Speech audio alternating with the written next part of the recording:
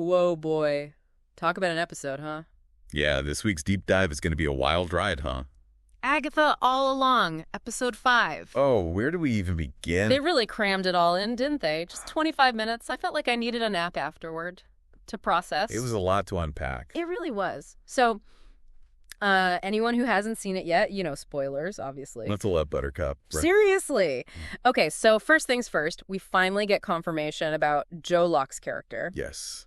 The big reveal. It's Billy. Billy Kaplan, a.k.a. Wiccan, son of Wanda Maximoff. I mean, we kind of saw that coming, right? Oh, absolutely. The breadcrumbs were there. After WandaVision, it was like, come on. But still, hearing it out loud. It makes it real, right? It does. And it just opens up so many possibilities for where they could take this. But, and this is where I kind of agree with the review, it would hit harder if we'd gotten to know Billy a bit more first. Yeah. As his own person. Right. Like, we've seen him around, sure. Yeah. But who is Billy, really? Exactly. We haven't really gotten under his skin yet, Exactly. And that makes it hard to connect to the reveal on an emotional level, Totally. And it's not just Billy, right? It feels like the whole show is stuck in, fast forward mode. The pacing's definitely been brisk. Brisk is one word for it. The reviewer actually called the plot thin. Ouch. Yeah, that's got to sting. A little bit, yeah. What did you think about that? The whole pacing issue. Do you think it's sacrificing, depth for speed?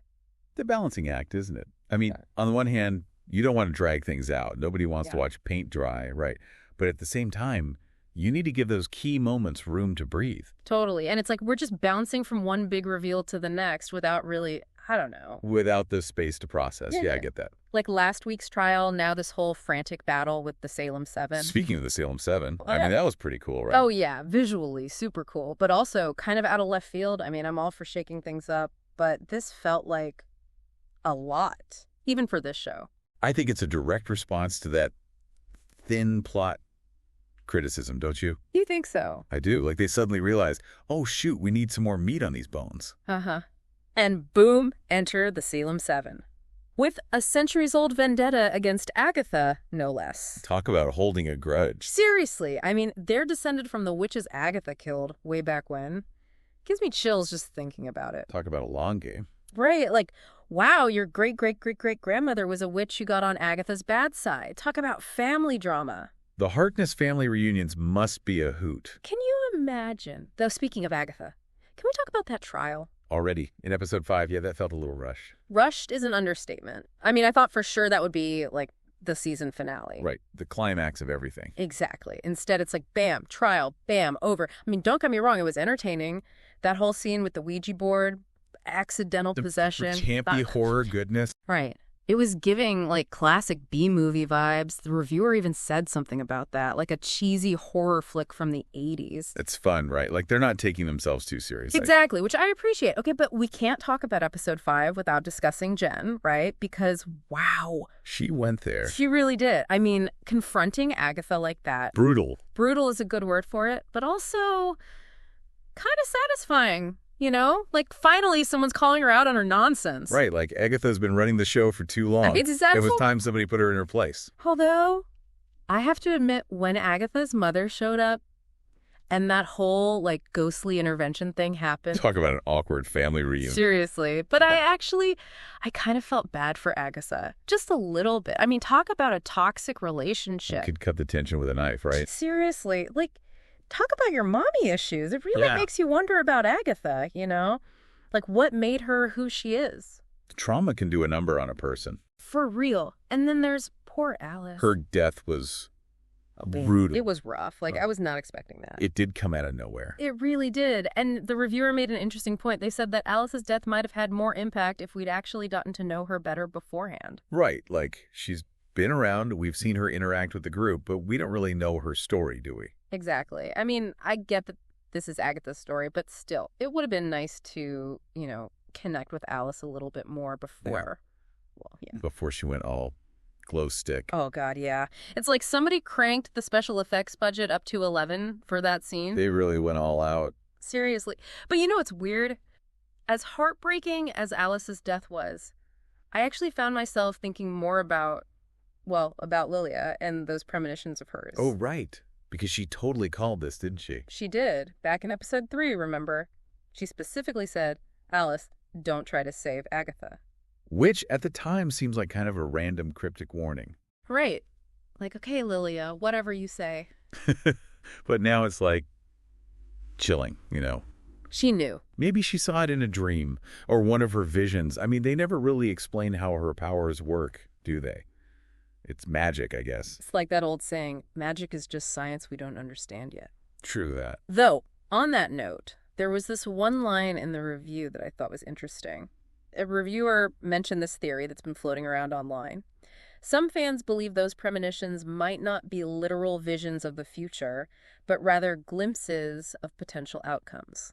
Ooh, okay, I like where you're going with this. So it's not that Lilia sees the future set in stone, but rather she's catching glimpses of different possibilities, different paths the story could take, based on the choices the characters make. That's actually a really cool take, and it makes Lilia's powers even more interesting, right? Because it means she's not just a passive observer, she has a role to play. Exactly. She can try to steer things in a different direction, warn people about potential dangers, nudge them towards a better outcome.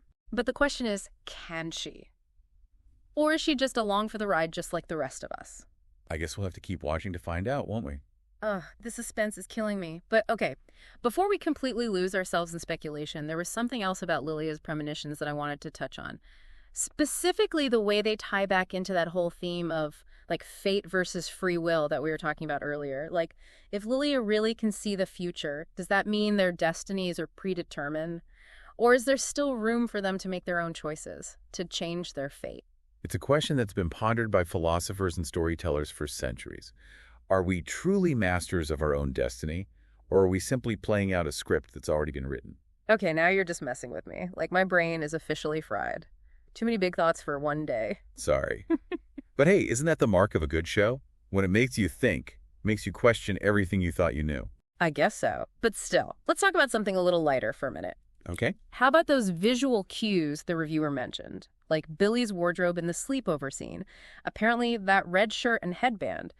Total nod to Wiccan's classic comic book look. Subtle, right. But for those who know, it's like a little wink from the creators. It's like they're saying, we see you, comic book fans. We got you. Exactly. And speaking of those little winks and nods, did you notice the lighting change when Agatha levitates during the trial? Ooh, tell me more.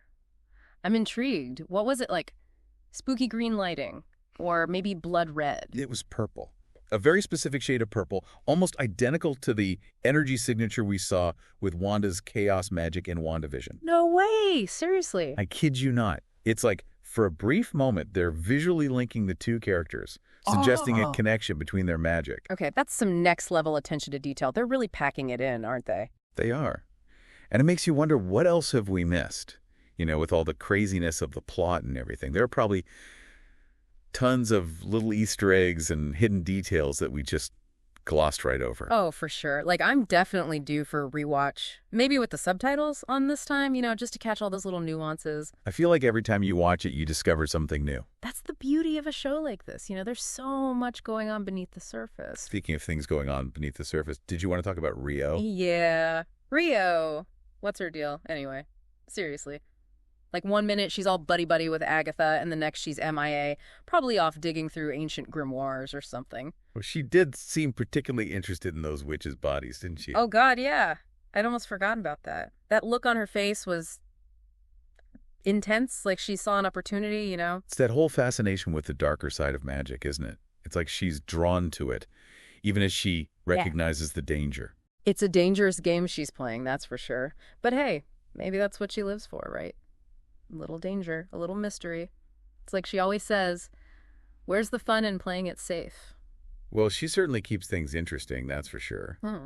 Though I do have to wonder how her fascination with Agatha's powers will play out in the long run, especially with all this talk about Agatha's lack of control. It's like, is Rio drawn to the power itself, or is it more about the person wielding it? Ooh, good question. It's like, is it the magic she's attracted to, or the chaos that comes with it?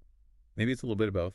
I guess we'll just have to wait and see. The suspense is killing me. But speaking of suspense, there was one detail in the review that really got me thinking, and it kind of ties back to what we were saying earlier about Agatha's powers. Remember how they made a big deal about the Coven having to travel on foot to the trial?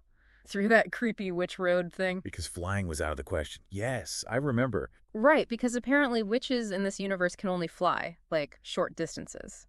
But here's the thing. Didn't Agatha levitate for a good while during that whole showdown with her mother?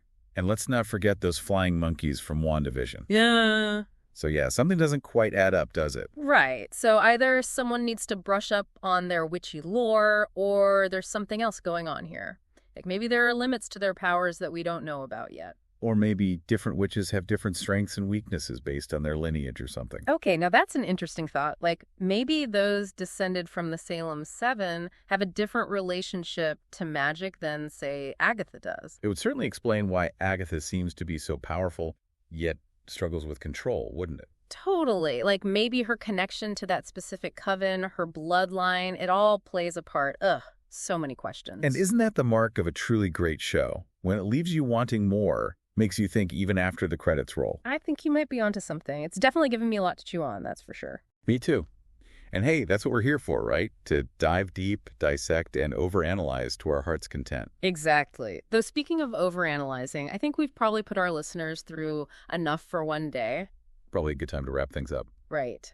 So before we release everyone back into the wild, any final thoughts on Agatha All Along, episode 5? Just this, if you thought this episode was wild, buckle up. Because I have a feeling this is just the tip of the iceberg. Oh, God, don't say that. Now I'm even more terrified to see what happens next. Fear not, because we'll be back next week to break it all down, analyze every detail, and maybe even hazard a guess or two about where this crazy, magical roller coaster is headed. And on that note, dear listeners, we bid you farewell for now.